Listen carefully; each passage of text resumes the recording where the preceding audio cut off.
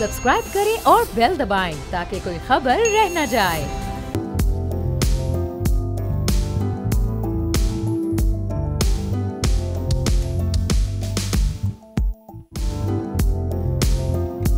अस्सलामुअलैकुम नाज़रीन, बोल व्यापार में आपको खुशामदीद कहते हैं। पूरे हफ्ते में इस वक्त स्टॉक एक्सचेंज की सूरत हाल क्या रही, डॉलर की कीमत कहां गई और पेट्रोलियम मसनूआत की कीमतें क्या वाकई चंद दिन के बाद बढ़ने वाली हैं, क्योंकि पूरी दुनिया में इस वक्त पेट्रोलियम मसनूआत के हवाले से कीमतें बढ़ने का रुझान नजर आ रहा है। प्रोग्राम में आज बात होगी पाकिस्तान का एक बहुत बड़ा सफेद हाथी जिसे पाकिस्तान स्टील मिल भी कहा जाता है, उसका कोई खरीदार सामने नहीं आया और निजकारी की जो फहरिस्त है उससे निकाला जा रहा है।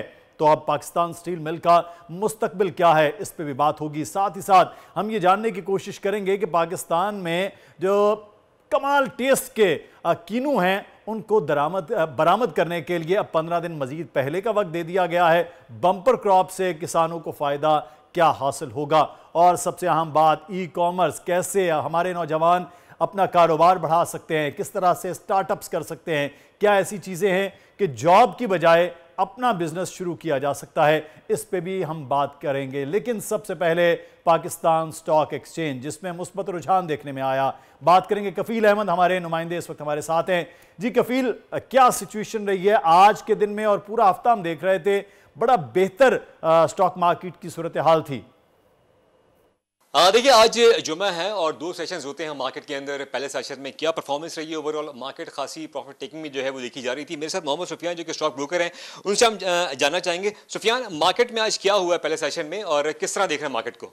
सबसे पहले तो ये होगा, इंडेक्स ने अपना हाई बनाया 51,250 के करीब, 51,250 के करीब, और फिर वहाँ पर एक अच्छी प्रॉफिट टेकिंग देखी गई है मार्केट में, क्योंकि बेसिकली आज फ्यूचर रोल ओवर का लास्ट डे है, उसकी वजह से प्रॉफिट टेकिंग हम देखते हैं लास्ट डे के दिन। और फिर साथ ही मॉनेटरी पॉलिसी भी आनी है पीर वाले दिन, तो इन्वेस्टर्स फिलहाल थोड़ा सा मोहतात हैं। और साथ ही इंडेक्स चूँकि बिल्कुल अपने हाई पे ट्रेड कर रहा है, तो प्रॉफिट टेकिंग का एक अच्छा मौका जानते हुए इस वक्त मार्केट में अच्छी प्रॉफिट टेकिंग देखी जा रही है। और फिर हाई लगाने के बाद जब इंडेक्स थोड़ा सा नीचे आया तो फिलहाल अपने सपोर्ट एरियाज के करीब कंसोलिडेशन करता हुआ नजर आ रहा है। ठीक है, अगर मॉनेटरी पॉलिसी के अंदर आप देखते हैं कि जो शेयर सूद है उसमें कमी होती है या उसको अनचेंज किया जाता है, तो वोट वैल्यू से क्या कहेंगे, मार्केट इंपैक्ट क्या करेगी?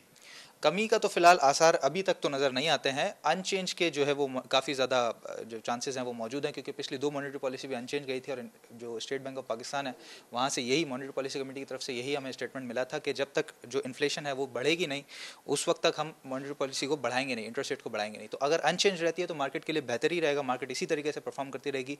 मार्केट के लेवल्स अभी इंटैक्ट हैं और बुलिश ट्रेंड में है, तो बुलिश ट्रेंड बरकरार रहेगा। आगे आप देख रहे हैं कि मार्केट और मजीद आगे बढ़ेगी नेक्स्ट वीक के अंदर? नेक्स्ट वीक के अंदर जी बिल्कुल, मार्केट ने बढ़ना ऊपर ही है, लेकिन ज़रूरी अभी फिलहाल टेक्निकल के मुताबिक देखें तो चार्ट्स के मुताबिक बताता है ये है कि चार्ट हमें कि मार्केट ने फिलहाल कंसोलिडेट करना है, अपने सपोर्ट एरियाज को टच करके वहाँ पे एक आध दिन रुके भी अगर मार्केट तो वो बहुत अच्छी बात होगी। इन्वेस्टर्स के लिए बेसिकली बाइंग का एक अच्छा मौका होगा, जो कि एक हेल्दी करेक्शन मानी जाएगी मार्केट के लिए, और फिर वहाँ से मार्केट ने बढ़ना ही है। ठीक है जी, ये मोहम्मद सुफियान मेरे साथ मौजूद थे जिनका कहना है कि इस वक्त स्क्रिप्ट जो है वो अच्छा परफॉर्म कर रहे हैं। थोड़ी बहुत मामूली सी प्रॉफिट टेकिंग जो है वो देखी जा रही है, और उसकी बुनियादी वजह जो मंडे को जो मॉनेटरी पॉलिसी का ऐलान होने जा रहा है स्टेट बैंक की अपना जानिब से, उसमें थोड़ा बहुत इम्पैक्ट जो है वो देखा जा सकता है। जी कफील, आप हमें आगाह कर रहे थे आज की मार्केट की सिचुएशन से मुतालिक, और अब हम कुछ बात कर लेते हैं उस चीज़ के बारे में जिसमें पाकिस्तानी सबसे ज़्यादा कंसर्न होते हैं, यानी पेट्रोलियम मसनूआत की कीमतें बढ़ेंगी या कम होंगी। ये तो फैसला अब चंद दिन में होने जा रहा है, क्योंकि आलमी मार्केट में हम देख रहे हैं कि पेट्रोलियम मसनूआत की कीमतों में इजाफा हो रहा है। लेकिन पेट्रोलियम लेवी की बात करें, जो सबसे ज़्यादा बोझ सार्फिन पर नज़र आया है, तो पेट्रोलियम लेवी में इस वक्त जो है वो मुल्की तारीख में पहली बार माली साल की पहली तिमाही में सबसे ज़्यादा पेट्रोलियम लेवी वसूल की गई है। इस मुतालिक आपको एक रिपोर्ट दिखाते हैं, फिर वापस आएंगे, अवामी राय भी जानने की कोशिश करेंगे और ये भी जानने की कोशिश करेंगे कि पेट्रोलियम लेवी के जो बार है ये कब हटेगा आवाम से। पेट्रोलियम लेवी की 368% रिकॉर्ड वसूली। आवाम ने पहली तिमाही में पेट्रोलियम लेवी की मद में 3.7 गुना जायद पेट्रोलियम लेवी का बोझ उठाया। मुल्क की तारीख में पहली बार माली साल की पहली तिमाही में सबसे ज्यादा लेवी वसूल की गई, जहां लेवी की मद में 222 अरब रुपए वसूल किए गए। जुलाई से सितंबर 2023 सालाना बुनियाद पर पेट्रोलियम लेवी की वसूली में 368% का इजाफा हुआ। विफाक ने रबा माली साल की पहली तिमाही लेवी की मद में 222 अरब रुपए वसूल वसूल किए। गुज़िश्ता साल जुलाई तक सितंबर लेवी की मद में वसूली 47 अरब 48 करोड़ रुपए थी। रवा माली साल के लिए पेट्रोलियम लेवी की वसूली का हदफ 869 अरब रुपए मुकर्रर है। गुज़िश्ता साल पेट्रोलियम लेवी की मद में 580 अरब रुपए वसूल किए गए थे। इस वक्त फी लीटर पेट्रोल पर 60 रुपए लेवी वसूल की जा रही है। हाई स्पीड डीजल के फी लीटर पर 55 रुपए के हिसाब से लेवी आयद है। ये इतनी लंबी चौड़ी पेट्रोलियम लेवी वसूल क्यों की जाती है, क्या मामलात है, इस पर हम बात करेंगे। हमारे साथ मौजूद हैं नुमान अब्दुल मजीद साहब, इकोनॉमिस्ट है। बहुत शुक्रिया नुमान साहब आपके वक्त का। ये बहुत बड़ा बोझ है जो आवाम पर ये डाला जाता है, वरना तो पेट्रोलियम की कीमतें खासी कम हो, ये लेवी क्यों ली जाती है, ये क्या चीज़ है? बिस्मिल्लाहिर्रहमानिर्रहीम। देखें, इसकी बुनियादी वजह यह है कि हमारी टैक्स बेस जो है वो बहुत कम है। आप जानते हैं कि हमारा जो टैक्स टू जीडीपी रेशियो है तकरीबन 8 साढ़े 8% के आसपास है। टोटल टैक्सेस के मद में चाहे पेट्रोलियम लेवी हो, सेल टैक्स, सबको मिला लिया जाए तो मुश्किल से 8% जो है हमारा जो है वो जीडीपी के हवाले से टैक्स जमा होता है। तो ये हमारे मुल्क में हमेशा से ये रुझान रहा है कि वो सेक्टर्स और वो लोग जो कि टैक्स की नेट में ऑलरेडी मौजूद हैं उनसे पैसा वसूल किया जाए, और पैसा जो वसूल किया जाए वो लोगों की आमदन के एतबार से ना हो बल्कि खर्च के एतबार से। यानी यहाँ आप देख रहे हैं कि सेल टैक्स, इस वक्त सेल टैक्स और आपकी जो इम्पोर्ट ड्यूटी है वो मिला के तकरीबन हमारे टैक्सेस का सबसे बड़ा हिस्सा बनते हैं। तो जब तक आपकी टैक्स बेस बढ़ेगी नहीं, जब तक कि वो आपकी इकॉनमी के हिस्से, इसमें आपकी ट्रांसपोर्टेशन है, एग्रीकल्चर है, रियल एस्टेट है, ये लोग टैक्सेशन नेट के अंदर नहीं आएंगे, रिटेल है, तब तक जो आवाम के ऊपर जो मजबूरी में जहाँ इंसान को टैक्स पे करना पड़ता है वहाँ पे टैक्सेस का ही सिलसिला चलता रहेगा। बुनियादी मसला है टैक्स बेस का, लेकिन चूंकि टैक्स बेस बढ़ाना एक पॉलिटिकल डिसीजन है, हमारे यहाँ इकोनॉमिक डिसीजन नहीं है, तो अपने वोट बैंक को बचाने के लिए कुछ लोग जो है, कुछ लॉबीज ऐसी हैं जो एग्रीकल्चर पे टैक्स नहीं लगाती, कुछ ट्रेडर्स पे टैक्स नहीं लगाती, कुछ रियल एस्टेट पे टैक्स नहीं लगाती, और नतीजा सारा जो बोझ है टैक्सेस का वो आवाम को भुगतना पड़ता है। अच्छा, लेकिन ये अभी पेट्रोलियम लेवी की अगर हम मद में कहें तो ये बहुत ज़्यादा टैक्स है, तो क्या अगर ये ऐसे ही टैक्स के मामलात में हम पूरा नहीं होते तो क्या पेट्रोलियम लेवी बढ़ाई जाती? ये प्रेशर हमें IMF का है, हमारा खुद फैसला है, क्या है? देखिए, IMF से जो उमूमी तौर पर होता है ना, एक ओवरऑल बात की जाती है कि आप कितना टैक्स, आपकी अखराजात कितने हैं और आप कितना टैक्स वसूल करेंगे। IMF को इस बात से गर्ज नहीं है कि वो टैक्स आप कहाँ से वसूल करते हैं, टैक्स से एक टारगेट दिया गया है। अगर हुकूमत IMF से जाके कहे कि हम जो अनटैक्स सेक्टर हैं वहाँ से हम टैक्स वसूल नहीं कर सकते, तो IMF ने सीधा सीधा यही कहना है कि जो लोग ऑलरेडी टैक्स नेट के अंदर हैं आप उस पर टैक्स बढ़ा दें, अब चाहे वो सैलरीड तबका हो। आप जानते हैं पिछले दिनों एक और रिपोर्ट भी आई थी, ये गालिबन 2-1 हफ्ते पहले की बात है, कि जो हमारा जो मिनिमम वेज का तबका है, यानी 50,000 की जिनकी तनख्वाह है वो इस वक्त इनकम टैक्स से मुस्तस्ना है। तो ये कहा जा रहा था, एक प्रपोजल ये आया था गालिबन वर्ल्ड बैंक की तरफ से कि आप उनको भी टैक्स नेट के अंदर लाएं। इसी तरह जो लोग आपके हायर सैलरीज हैं जो ऑलरेडी 30-35% टैक्स पे कर रहे हैं अपनी ग्रॉस इनकम, जो अपनी टोटल इनकम के ऊपर, तो उनके भी टैक्सेस में इजाफा किया जाए। तो पेट्रोलियम लेवी हो गई, सेल टैक्स आप देखिए, आपको याद होगा पहले 15% होता था, फिर 16 हुआ, फिर 17% हो गया। तो बुनियादी वजूहात सबकी एक ही है कि जो लोग टैक्स नेट के अंदर मौजूद हैं उन पर मजीद बोझ डाला जाए, उनको मजीद निचोड़ा जाए, और जो लोग टैक्स नेट से बाहर हैं उनको खुली छूट दिए, वो पैसे बनाए जिस तरीके से बनाए वो चलता रहेगा। तो बुनियादी मसला है कि टैक्सेशन नेट को बढ़ाने का मसला है सारा। सही। अच्छा नुमान साहब, एक और चीज़ जो इस वक्त हम इंटरनेशनली देख रहे हैं वो है कि हम जो इजराइल के एक हमला है फ़लस्तीन के ऊपर, उसके बाद पेट्रोलियम मसनूआत की कीमतें बढ़ रही हैं, और ये भी बताया जा रहा है कि इस वक्त तो $125 भी नहीं, ये 150 तक भी जा सकती है आलमी तौर पर कीमतें। तो फिर इसका मतलब है यहाँ हम तैयार रहें कि मज़ीद बढ़ जाएगा पेट्रोलियम मसनूआत? देखें, बात यह है कि इस वक्त आज की जो प्राइस है वो $88 है, ठीक है ना। फोरकास्ट जो बहुत सारी हैं, फोरकास्ट मुख्तलिफ फैक्टर्स की बुनियाद पर होती हैं। फॉर एग्जांपल, इस बात का ख़तरा मौजूद है कि क्या जो जंग इस वक्त चल रही है, जो इसराइल ने फ़लस्तीन पर हमला किया हुआ, क्या इसका दायरा कार बढ़ जाएगा, ख़ित्ते की दीगर ममालिक इसमें शामिल हो जाएंगे। आप जानते हैं कि जो पूरा ख़ित्ता है ये ऑयल के मेजर प्रोड्यूसर्स में शामिल है, तो क्या अगर इसकी ऑयल की सप्लाई लाइन्स मुतासर होती हैं तो क्या ऑयल की प्राइसेस बढ़ जाएंगी? ये बहुत सारे सवाल हैं जिसकी बुनियाद पर कहा जाता है कि अगर ये मामलात हुए, अगर जंग का दायरा कार वसी हुआ, मुख्तलिफ ममालिक इसके अंदर शामिल हुए, तो यकीनन फिर ऑयल की प्राइसेस की कोई अपर लिमिट मौजूद नहीं है। लेकिन आज की तारीख में जो है तकरीबन ऑयल $88 का है, और बज़ाहिर यही नज़र आ रहा है पिछले 15-20 दिनों के बाद कि जो खित्ते के ममालिक हैं वो अपना आप को इस जंग में शामिल नहीं करना चाह रहे। तो उसकी बुनियाद पर तो कहा जा सकता है कि ऑयल तकरीबन इसी, मेरा तो राय ये है कि ऑयल तकरीबन इसी रेंज के अंदर रहेगा। अच्छा। लेकिन अगर जंग का दायरा कर वसी हुआ तो फिर ऑटोमेटिकली तो जाहिर है कि फिर इसकी कोई अपर लिमिट नहीं है। तो फिर इसका मतलब है पाकिस्तान में अभी डॉलर की कीमत मजीद जो है वो थोड़ी सी कम हुई है, तो अगला जो अभी चंद दिन बाकी हैं, 3 दिन के बाद 4 दिन के बाद जब नई कीमतें आएंगी तो पाकिस्तान में कीमतें कम होने के चांसेस बाकी हैं? देखिए, बात ये है कि इस वक्त सुनने में यही आ रहा है, जो अखबारात की रिपोर्ट्स हैं, कि 2-3 रुपए ऊपर। देखिए, 2-3 रुपए ऊपर नीचे से कोई लंबा चौड़ा फर्क नहीं होता। असल बात ये होती है कि 30-40 रुपए, 10-15% ऊपर, 10-15% नीचे की जो बात है। क्योंकि देखिए, इसके अंदर एक चीज़ ये है कि आलमी मंडी की प्राइसेस हैं, फिर हमारी डॉलर की हैं। तो मुझे लगता है कि कोई अगर तब्दीली आई भी ऑयल प्राइसेस के अंदर, तो कोई मेजर तब्दीली नहीं होगी। रुपए 2 रुपए का ही फ़र्क आएगा। हो सकता है कि इससे इस्तेहकाम भी जो है, पब्लिक ओपिनियन को मेंटेन रखने के लिए इसको बरकरार भी रखा जाए। लेकिन आज से 3 से 4 महीने के अंदर डॉलर की सूरत हाल क्या होगी, ऑयल की सूरत हाल क्या होगी, इससे सूरत हाल बहुत वॉलेटाइल है। हम भी जानते हैं कि हमारा मुल्क भी जो है वो इलेक्शन में जा रहा है अगले उम्मीद जो नज़र आ रहा है 3-4 महीने के अंदर। IMF का प्रोग्राम हमारा जो है फरवरी या मार्च में ख़त्म हो जाएगा। तो उसके बाद अगर नहीं हो, उसी वक्त इलेक्शन भी होते हैं, नई हुकूमत भी आती है और IMF का प्रोग्राम भी उसी वक्त ख़त्म हो रहा है। तो ये बहुत सारे सवालात हैं जिसका भी हमारे पास जवाब नहीं है। तो अभी तो महीने 2 महीने तो सूरत हाल यही लग रही है कि तो जो अभी नुमान साहब, जो अभी शायद 2 नवंबर को मुलाकात होना है IMF के साथ, तो उस प्रोग्राम के क्या मंदरजात है, वो उसके क्या मामलात हो सकते हैं हमारी मईशत पर असरात? उसमें कोई ऐसा बॉम्ब तो नहीं है जिसका इंतजार किया जा रहा है? देखिए, बात ये है कि निटिग्रिटीज़ और उसमें तो हम बहुत सारी बातें कर सकते हैं, लेकिन सर बात ये है कि जो ग्लोबल जियोपॉलिटिकल सिचुएशन है, हम जानते हैं कि इस वक्त बहुत सारे ममालिक, जो पाकिस्तान की एक जोग्राफियाई अहमियत है, हमारी मिलिट्री की अहमियत है, ये सारे मामला अपनी जगह मौजूद हैं। तो लगता नहीं है कि जो इंटरनेशनल पॉलिटिकल प्रेशर्स हैं, जो जियोपॉलिटिकल सिचुएशन है, उसमें IMF पाकिस्तान के सामने कोई ऐसी डिमांड रखेगा जो पाकिस्तान की पॉलिटिकल या नॉन पॉलिटिकल जो भी हुकूमत जो हमारी जो है, जो इंटरिम गवर्नमेंट या आने वाली गवर्नमेंट के लिए कोई मुश्किलात का बाइस बने। मेरा ख्याल है कि इस वक्त जो पॉलिटिकल सिचुएशन है, इसमें पाकिस्तान पर ज़रा हल्का हाथ रखा जाएगा। सही, बहुत शुक्रिया। नवान अब्दुल मजीद साहब इकोनॉमिस्ट हमारे साथ मौजूद थे, और उम्मीद तवक्को करते हैं कि अगली आने वाली जो मीटिंग है उसके बाद भी हालात होंगे।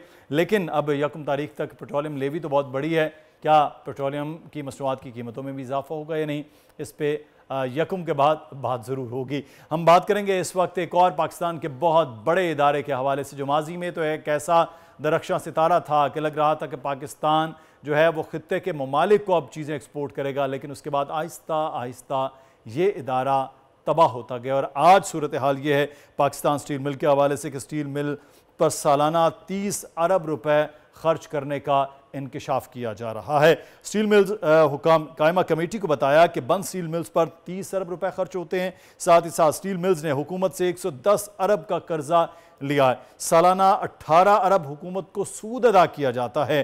गुज़श्ता माली साल में स्टील मिल्स के नुकसानात 206 अरब रुपए तक पहुंच गए थे, और स्टील मिल्स की बहाली के लिए 58 करोड़ 40 लाख डॉलर दरकार हैं।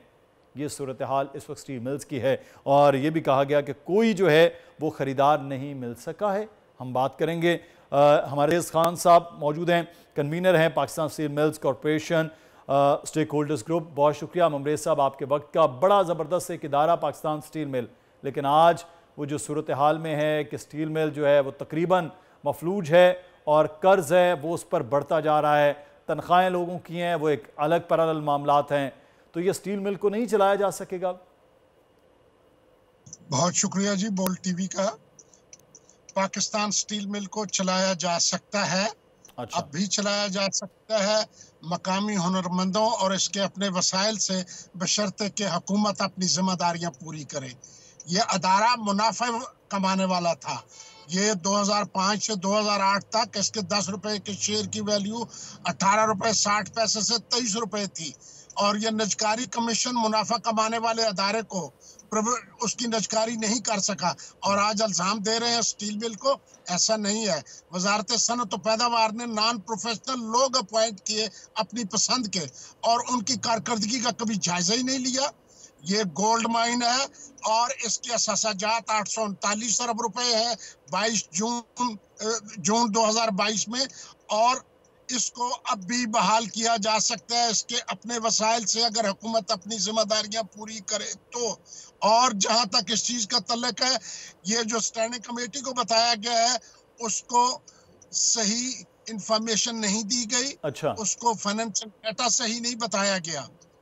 तो ममरेज साहब, ये क्या फिर डाटा असल क्या है जो आप कह रहे हैं चलाया जा सकता है, लेकिन हम तो रोज ये देखते हैं कि लेते हैं कर्ज जो है वहां से हो कुछ नहीं रहा। जी ममरेज साहब।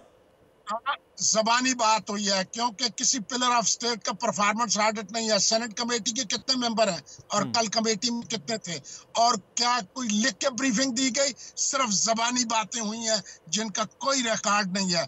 अगर ऑडिटेड अकाउंट 206 अरब रुपए लास्ट था जून 2022 में, तो इसके कर्जा जात 444 अरब रुपए हैं। इस तरह से ये 650 अरब बनते हैं। सिर्फ यही नहीं है, कौमी मईशत को 2005 से लेकर 2023 तक 15 अरब डॉलर का नुकसान पहुंचाया गया है। इस सिलसिले में स्टेक होल्डर ग्रुप ने वजारत सनअत पैदावार और निजकारी कमीशन को खत लिखा कि इसके मुस्तकबिल का फैसला करने से पहले हमसे मीटिंग कर लें। इसके मसाइल क्या हैं? इसके मसाइल जो हैं उसको तो कुछ चेक ही नहीं करता। जहां तक इसका तल्लुक है, इसको तबाह करने वाले इस मुल्क में है, वो बेनिफिशरी भी और वो सहूलतकार भी। ये जो हुक्मरान है 2005 से लेकर आज तक, इनकी तो कोई अकाउंटेबिलिटी नहीं हुई। लेकिन ममरेज साहब, ये कहा जाता है कि तबाही में जो है वो यहाँ के वर्कर्स, यहाँ का अमला, यहाँ के अफसरान, यहाँ सब लोग मुलव्वस हैं। उन लोगों की वजह से इस नहज पर पहुंचा है कि आहिस्ता आहिस्ता जो एक मुनाफा बख्श इदारा था उसमें सियासी भर्तियां भी हुई, वहां लोगों ने जिस तरह से इस चीज़ों को तबाह किया, वो तो सर जिम्मेदारी आप पर कहते हैं। इसमें कोई शक नहीं है। इसमें बोर्ड ऑफ डायरेक्टर, इंतजामिया और इंतजामिया के कुछ टाउट वो बिल्कुल शामिल है। कोई मैं ये नहीं कहूँगा कि ये बिल्कुल फरिश्ते हैं, मगर पाकिस्तान स्टील मिल की मुलाजमीन जो है, जो वर्कर हैं, जो टेक्निकल ह्यूमन रिसोर्स है, वो इसमें शामिल नहीं है। वो काम करना चाहते हैं, मिल को बहाल करना चाहते हैं। उनको नॉलेजेबल बोर्ड ऑफ डायरेक्टर चाहिए, प्रोफेशनल मैनेजमेंट चाहिए। हम इनकी मदद करेंगे हुकूमत की, मगर हुकूमत अपनी जिम्मेदारी तो पूरी करे ना। इसमें इसको सरकारी सरपरस्ती में स्टील मिल को तबाह किया गया और उसमें वजारत सनअत पैदावार, निजकारी कमीशन ये शामिल है।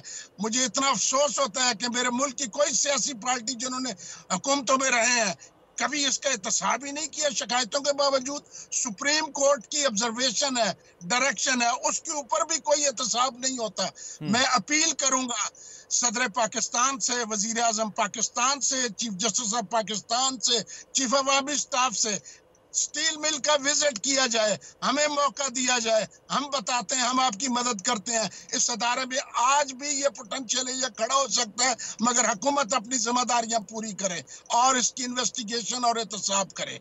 सही, लेकिन प्राइवेटाइजेशन ही, फिर ये कहा जा रहा है कि इसकी भी प्राइवेटाइजेशन होगी तो ही हालात होंगे, वरना तो जैसे रेलवे की हालत है, जैसे PIA की हालत है, वैसे स्टील मिल की अगर प्राइवेटाइजेशन नहीं होती है तो ये स्टील मिल नहीं चल सकती है। इसकी प्राइवेटाइजेशन करने का मतलब यह है कि प्राइवेट सेक्टर की इजारादारी करना। पाकिस्तान को अगर मुआशी बुहरान से निकालना है तो उसका रास्ता स्टील मिल से निकलता है और वो पब्लिक सेक्टर में इसकी बहाली से, और बहाली में हम मदद करते हैं। बगैर निजकारी किए इसको बहाल किया जा सकता है, मगर क्योंकि कुछ कंपनियों को फायदा पहुंचाने के लिए इन हुकूमतों ने, ये सारी हुकूमतें 2005 के बाद जो है एक ही पेज पे है स्टील मिल को तबाह करने में। अफसोस की बात तो ये है कि जुल्फकार अली भुट्टो ने जिसका संग बुनियाद रखा था, 50 साल में हम वो मिल ही मुकम्मल नहीं कर सके। ये 22 लाख टन का इसका इंफ्रास्ट्रक्चर था, 68% मशीनरी लगी हुई थी, 75% सिविल वर्क हुआ था, मगर हमने मौके ज़ाया किए क्योंकि ये ब्यूरोक्रेट और ये हुक्मरानों का और ये एग्जीक्यूटिव का तो कोई परफॉर्मेंस ऑडिट ही नहीं है, और अदालतों में झूठ बोलते हैं, मिसलीडिंग इंफॉर्मेशन देते हैं। हम हुकूमत की मदद करना चाहते हैं, हुकूमत को खत लिखते हैं, मगर हुकूमत उसका कोई नोटिस ही नहीं लेती। आज अगर लेवल प्लेइंग फील्ड चाहिए तो पाकिस्तान स्टील मिल की इन्वेस्टिगेशन और अकाउंटेबिलिटी कर ले। सुप्रीम कोर्ट में केस पेंडिंग पड़ा है, जो रिव्यू पिटीशन है 2006 की प्राइवेटाइजेशन। सुप्रीम कोर्ट ने कभी प्राइवेटाइजेशन से नहीं रोका, उन्होंने कहा इसमें शफाफियत नहीं है। और आज भी जो कंपनियां नहीं आती हैं, ये हमारे लोग काम नहीं करते हैं। काउंसिल ऑफ कॉमन इंटरेस्ट से अप्रूवल नहीं है, सिंध गवर्नमेंट से NOC नहीं है, मुलाजमीन को एतमाद में नहीं लिया गया। 12% के शेयर होल्डर हैं 2009 से एम्प्लॉइज। तो इसका मतलब है कि इतना बड़ा जो एक कौमी इदारा है, उस कौमी इदारे को सियासत की भेंट और मिस गवर्नेंस की भेंट चढ़ाया गया, जो आज सूरत हाल नजर आती। बहुत शुक्रिया ममरेज खान साहब हमारे साथ मौजूद थे। Pakistan steel mill corporation stakeholder group, आपको बहुत शुक्रिया। हमें प्रोग्राम में एक ब्रेक लेना है, ब्रेक के बाद वापस आएंगे, फिर कुछ मजीद बात होगी।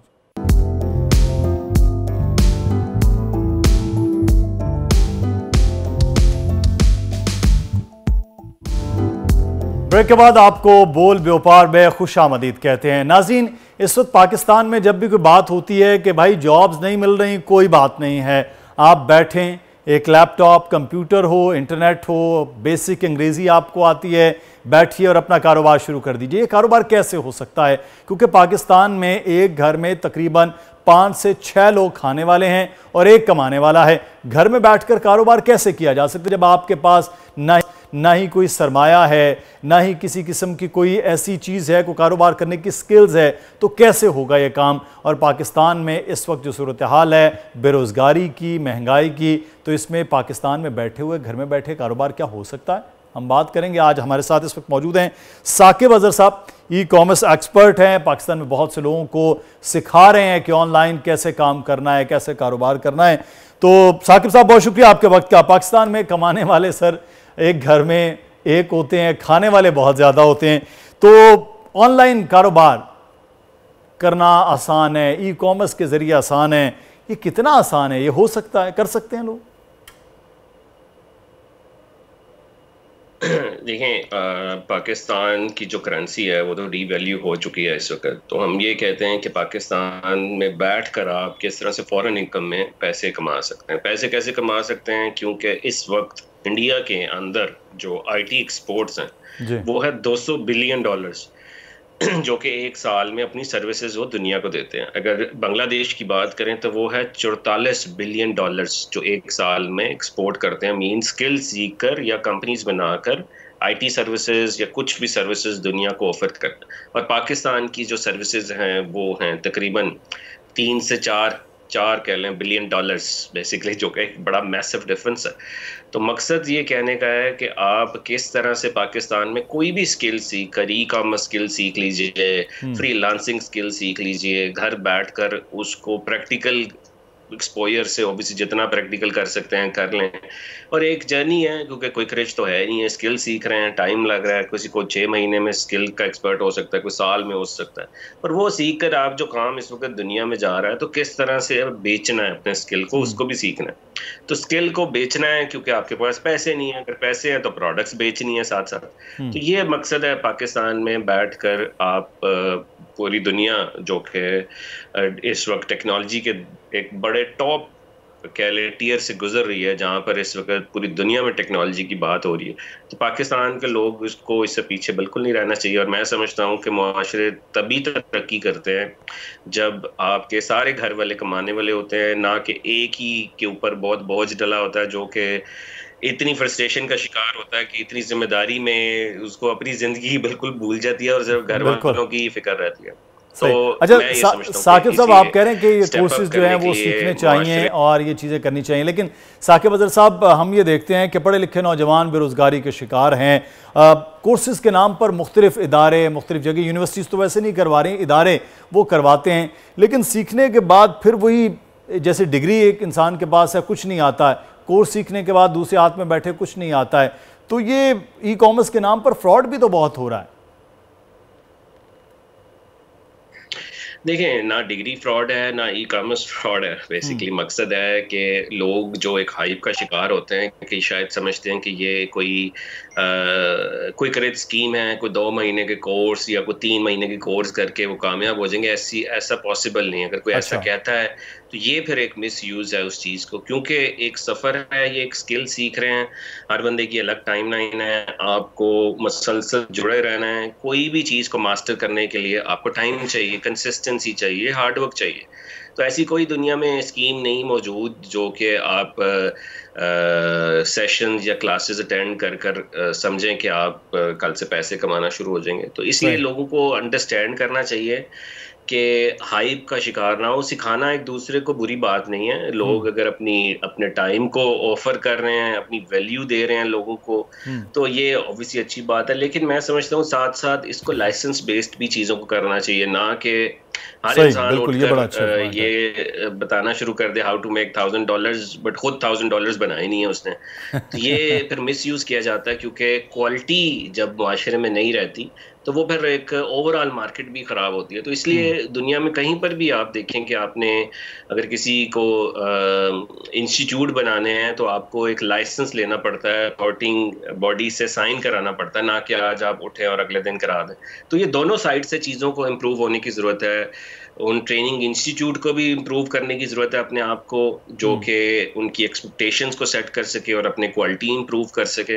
और दूसरी तरफ जो कि एक हाइप का शिकार होकर ये समझते हैं कि कोर्सेज करने के बाद वो लाखपति और करोड़पति बन जाएंगे, उनको भी अपनी हाइप को कंट्रोल करना चाहिए। साकिब साहब, फिर अगर हम ये बात करें कि एक जो शख्स है कोई ऑनलाइन कारोबार का आगाज करना चाहता है, कैसे करें? सूरतें हैं, एक तो बहुत सारा इंफॉर्मेशन नेट पर भी मौजूद है। एनेबलर्स के इस वक्त 17 लाख मेंबर्स हैं जो कि फ्री में सपोर्ट लेते हैं हमारे ई कॉमर्स ग्रुप्स में। हमारे पास EVS सीरीज़ है जो हम 5 लाख लोगों को फ्री में दे चुके हैं। वीडियोस देखें, अंडरस्टैंड करें क्या ये मेरे लिए है या नहीं। यूट्यूब पे पढ़ा है, यूडीमी में पढ़ा है। एक तो ये सूरत है। दूसरा, अगर कोई अफोर्ड कर सकता है तो किसी की सर्विसेज लेकर किसी से किसी की मेंटोरशिप बेसिकली ले सकता है, जो कि ऑलरेडी इस चीज़ में कामयाब हो और वो अपना एक्सपीरियंस शेयर करे, क्योंकि आप किसी का टाइम बाय कर रहे हैं। तो ये दो सूरतें हैं कि आप पहले अंडरस्टैंड करें कि क्या ये फील्ड मेरे लिए है। अगर है तो उसको मजीद परस्यू करें और इसमें एक अपना सफ़र का आगाज़ जो है अगर आप आज करते हैं तो कोई कामयाब 6 महीने बाद है, कोई साल बाद है। लोग अक्सर ये रोते रहते हैं कि जी मेरी लक काम नहीं करती। मैं लक तब काम करेगी जब आप लाइफ में रिस्क भी लेंगे। घर बैठे तो मतलब हाथ पे हाथ रख के बैठ के तो लक काम नहीं करती। तो हर चीज को किस्मत पे तो नहीं छोड़ना। तो अपने अपने हाथ पांव भी चलाने हैं और मेहनत भी बहुत जरूरी है। और ऐसे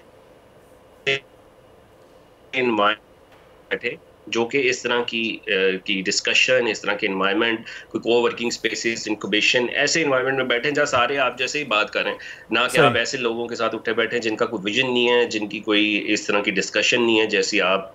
अच्छा साकिब साहब, बहुत सी वीडियोस हम देखते हैं, उन वीडियोस में ऐसे लगता है कि जनाब बहुत कम सरमाए से आप काम कर सकते हैं और ये भी कहा जाता है कि बगैर सरमाए के भी आप काम कर सकते हैं। क्या वाकई कर सकते हैं? बड़ी अफसानवी सी बातें लगती हैं देखते हुए। देखिए, कारोबार बेसिकली कोई भी कारोबार जो है वो पैसे के बगैर नहीं होता। अब कहते हैं कि जी हाउ टू मेक मनी या how to earn without investment. इसका मतलब ये होता है लोगों का जो समझना चाहिए कि how to earn without investment by using your mindset, which means mind को आपने स्किल सिखाने। अब स्किल सिखाकर लोगों का बिजनेस चलाना है, लोगों को स्किल्स बेचने। अपने स्किल्स, अगर मुझे स्किल्स आते हैं कि पाकिस्तान या पूरी दुनिया से मैं कहीं भी प्रोडक्ट को हंट कर सकता हूं, तो मैं प्रोडक्ट हंटिंग बेच सकता हूं। मैं किसी की प्रोडक्ट को लॉन्च कर सकता हूं क्योंकि मैं सीख चुका हूं। तो जिसके पास पैसा है, जो ये सर्विसेज चाहता है, मैं उसको ये ऑफर कर सकता हूं और वहां से पैसे बना सकता हूं। अब मैं इनको ये रोड मैप देता हूं कि आप 50-20 का फार्मूला अपनाइए। 50 ये मतलब कि अगर कोई बच्चा 2 लाख रुपया अपनी स्किल्स सीख कर कमा रहा है तो उसको 2 लाख रुपए में से 50% तो अपनी नीड पे काम करना चाहिए, जो कि 50% नीड मीन्स के बिल्स हैं, इलेक्ट्रिसिटी है और बहुत सारी ऐसी चीज़ें हैं जो कि आपको चाहिए ही चाहिए। बिल वॉन्ट मीन्स कि मेरी इस वक्त क्या ख्वाहिशात है, मैं कपड़े लेना चाहता हूँ, बाहर फिरना चाहता हूँ दोस्तों के साथ। और आखिरी 30% को सेव करें। अगर आप 2 लाख में से 30% को सेव करें तो 30% बेसिकली आपका कोई 60,000 बन जाता है। अब 60,000 को आप 1 साल तक सेव करें तो आप 8 लाख में पहुंच जाते हैं। 2 साल सेव करें तो आप 15-20 लाख में पहुंच जाते हैं। 15-20 लाख अब आपने कैसे सेव किए? अपने स्किल्स बेचकर 2 सालों में। और 2 सालों बाद फिर आप कोई ऐसा रिस्क ले सकते हैं, कोई अपना छोटा सा स्टोर बना सकते हैं, आहिस्ता आहिस्ता स्केल कर सकते हैं। This is how you scale it.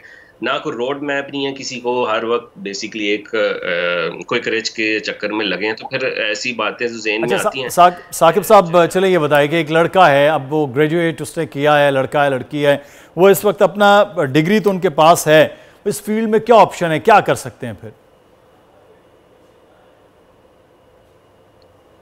देखिए, हर बंदा हर फील्ड में अच्छा नहीं हो सकता। उसको ये देखना होगा कि वो बेसिकली किसी ऐसे एक्सपर्ट से कैरियर काउंसलिंग ले जो कि इस फील्ड के एक्सपर्ट्स हैं, उनके पास आए और अपनी वीकनेस और स्ट्रेंथ पे बात करें कि मैं किस चीज़ पे स्ट्रेंथ और वीक। अब एक बंदा है जिसको लैपटॉप तक नहीं यूज़ करना आता और वो कोई कह रहा है मैं ई कॉमर्स का कोर्स कर लूँ या मैं कोई ई कॉमर्स सीख लूँ, तो वो फिर पॉसिबल बड़ा मुश्किल होगा ऐसे लोगों के लिए। तो पहले तो अपनी फाउंडेशन डेवलप करनी है, जो मैं को करना चाहता हूँ, क्या वो चीज़ बेसिकली मेरे लिए है या भी नहीं कि नहीं। तो आपको एक्सपर्ट से अपनी डिस्कशन करनी होगी, या शम्स या जो भी है वो पहले एक ऐसे लोगों से मुलाकात करें, अपना टाइम स्पेंड करें वहाँ पर, देखें कि क्या ये मैं कर सकता हूँ कि नहीं, और फिर उसके साथ अपना रोड मैप डेवलप करें। हर किसी का जो रोड मैप है, हर किसी का जो कैरियर काउंसलिंग है वो डिफरेंट है, क्योंकि उसका माइंडसेट डिफरेंट है, और उसको उस सफ़र पे आने के लिए एक अलग टिकट खरीदनी है, और वो टिकट कभी कहाँ से खरीद रहा है। अच्छा साकिब साहब, एक और चीज़ जो है, हम ये देखते हैं 14 साल 16 साल की डिग्री, और उसके बाद वो डिग्री हमें उस फीसों की रसीद के तौर पर इससे ज़्यादा वो शायद वो नज़र नहीं आती है। क्या मशवरा आपका है ख़ासतौर पर नौजवानों के लिए और वालिदैन के लिए कि वो अपने बच्चे को उस जानिब लेकर जाएं जो मार्केट वैल्यूज़ के हिसाब से वो चीज़ें आएँ? क्या फ़ैसला करना चाहिए उनको? देखिए, इस वक्त पाकिस्तान में 17,000 लोग एक दिन के अंदर 18 साल के होते हैं। 62 लाख लोग 18 साल के हो रहे हैं एक दिन के अंदर। आप ये देखें, क्या 62 लाख जॉब्स हैं इस मुल्क में? मेरा नहीं ख्याल है। तो ये आपने देखना होगा कि हाथ फैलाने से बेहतर है हाथ देने वाला कैसे बने। तो मैं समझता हूँ डिग्री तो ज़रूर करनी चाहिए अपनी लाइफ में, बिकॉज ये आपको शऊर देती है और बहुत सारी इंफॉर्मेशन, आप इससे उठना बैठना और एक तालीम सीखते हैं। उसके साथ साथ हुनर भी बहुत ज़रूरी है। सो हमारा जो स्लोगन है वो तालीम और हुनर है, जो अनेबलर्स इनकरेज करता है कि आप स्किल्स भी सीखें और साथ साथ डिग्री भी करें, क्योंकि जब आप 4 साल बाद डिग्री करके निकलेंगे वो आप basically likely to be unemployed है, या कोई ऐसी जगह पे जॉब कर रहे हैं जहां 1-2 हज़ार रुपए या 5,000 10,000 रुपए में आप इंटर्नशिप कर रहे हैं। वो भी बड़ी मुश्किल से आजकल लोगों को मिल रही है। तो मकसद है कि उस अब तैयार होना होगा पढ़ाई के साथ साथ स्किल्स भी सीखने के। मैं जब डिग्री करके निकलूं, और उन पेरेंट्स को मैं ज़रूर कहूँगा कि आप अपने बच्चे को अब सिर्फ डिग्री की हद तक नहीं रखें अगर आप चाहते हैं इस मुआशरे में कम्पीट करना, क्योंकि ह्यूमन रिसोर्स जो है 18 से 35 साल के दरमियान इस वक्त पाकिस्तान की जो पॉपुलेशन है वो 64% है आउट ऑफ 24 करोड़। तो आप इमेजिन कर लें कितना ह्यूमन रिसोर्स और यूथ यहाँ पर तैयार हो रही है। तो ये देखना होगा कि इस कंपैरेटिव वर्ल्ड के अंदर किस तरह से अपने आप को स्टैंड आउट करना है, और किस तरह से हमने अपने जो टाइम है, जो मैं समझता हूँ कि आपकी सबसे बड़ी करेंसी है वो आपका वक्त है, तो वक्त की कदर करनी है, ना कि आपने ये देखना है कि बिल्कुल, ये बहुत ज़्यादा ज़रूरी है कि टाइम को भी देख रहे हैं, वो डेवलप करने जिस तरह से आप बात करें। बहुत शुक्रिया साकिब अज़हर साहब हमारे साथ मौजूद थे, ई कॉमर्स एक्सपर्ट, और अपने बच्चों का मुस्तकबिल ऐसे ही महफूज हो सकता है कि उनको स्किल्स जो हैं वो डिग्री के साथ साथ वो ज़रूरी हैं। और इस वक्त ये काम ज़्यादा मुश्किल नहीं, मेहनत तलब ज़रूर है, मेहनत की जाए, नए जहान हैं उन जहानों को खोजा जाए। और एक और बड़ी अच्छी खबर पाकिस्तान के हवाले से प्रोग्राम में शामिल करेंगे, वो है कि इस साल पाकिस्तान में हमेशा की तरह जो कीनू है वो तो टेस्ट के वाइज तो बहुत ज़बरदस्त है, लेकिन अब की बार बम्पर क्रॉप हुई है।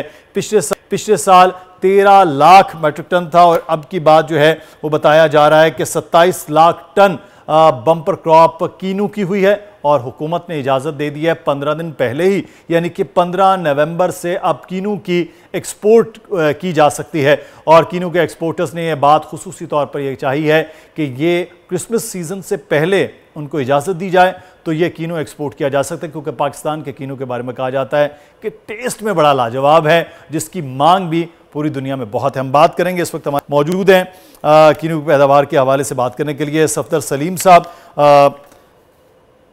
वाइस चेयरमैन हैं किसान इत्तेहाद के और एक्सपोर्टर भी हैं। बहुत शुक्रिया सफदर साहब आपके वक्त का। कीनू के बरामदात की 15 नवंबर को अब जो है 15 दिन कबल इजाज़त दे दी है। कितना ये फैसला खुश आइंद है और कितना फ़ायदा होगा एक्सपोर्टर्स को इससे? बिस्मिल्लाहिर्रहमानिर्रहीम। बहुत मेहरबानी बोल न्यूज़ की कि आपने इस ग्रास रूट लेवल पे आके किसानों की नुमाइंदगी को उजागर किया। जी, हम तो किसानों की बात करते हैं जी। सर, इसका ये है कि किन्नू की जो बेसिक जो है वो तो है ना, उसके साथ एक्सपोर्ट के साथ, और माशाल्लाह हमारा किन्नू इस दफा बम्पर क्रॉप हो रही है। लेकिन उसमें कुछ हमारे मसाइल भी हैं कि पिछले दिनों में जो वायरल अटैक हुआ है उस पर पेस्टिसाइड्स वालों की ये जो रिसर्च है गवर्नमेंट की, इस हिसाब से वो उसको बढ़ाना चाहिए। तो फायदा तो सर अल्टीमेटली एक्सपोर्टर को होगा, क्योंकि जैसे आपको पता है कि हमारी एक्सपोर्ट बहुत कम है, और ये जो गवर्नमेंट की पॉलिसीज है उसमें शायद किसान की जो है तरजीहात में ही नहीं है। 1947 से लेके अब तक हुकूमतें बदलती रही हैं, कभी डिक्टेटरशिप ने राज किया यहाँ पे, कभी जुडिशल मार्शल लॉ भी लगे, हुकूमतें बदलती रही तो नहीं बदली, तो इस किसान की किस्मत नहीं बदली। और उसमें जो बेसिक है वो है यही कि जी किसानों की तरफ किसने तवज्जो नहीं दी। सही। जबकि ये कहते हर जगह पे हैं कि agriculture is the backbone of the economy, लेकिन समझ नहीं आती कि फिर पॉलिसीज में उनको प्रायोरिटी पे क्यों नहीं रखा जाता। जबकि इन्हें ये भी पता है कि we are the custodian of the food security of this country. तो इस सारी बात को 70% तो आप हैं, हम हैं। हम लोगों को खुशहाल किए बगैर कैसे ये कह सकते हैं कि ये मुल्क खुशहाल हो सकता है, जब 70% आबादी आपकी गुर्बत की लाइन से नीचे चली जाएगी। तो उसमें जो मेन कंट्रीब्यूशन है वो पॉलिसीज का है।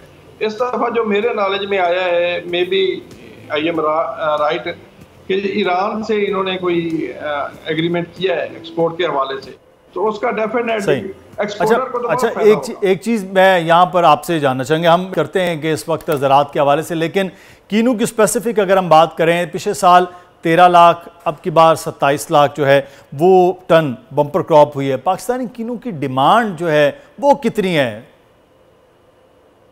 सर डिमांड तो आती है ना, ज्यादा है ना, हर कंट्री से ये डिपेंड करता है कि आप एग्रीमेंट किन मुल्कों से करते हो। अच्छा, बात डिमांड को तो डिमांड आती रहती है, एग्जीक्यूशन की बात है ना। आप किसके साथ, आपका ईरान के साथ हुआ है तो आप मिडल ईस्ट में बाकी मुल्कों के साथ भी करें ना, आप यूरोप में करें। हमारे किन्नों की जो क्वालिटी है पूरी दुनिया में कहीं नहीं है।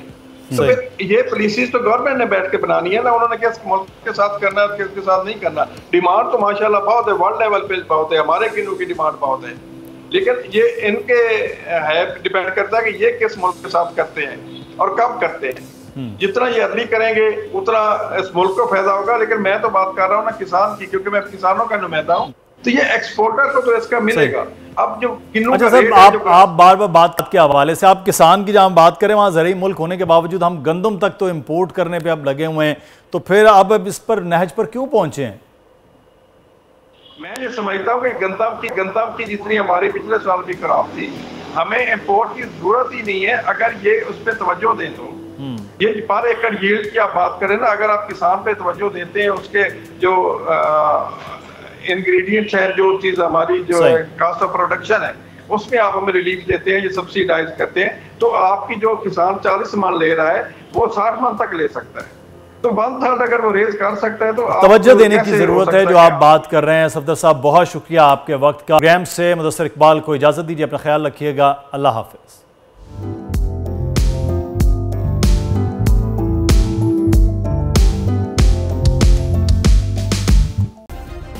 सब्सक्राइब करें और बेल दबाएं ताकि कोई खबर रह न जाए।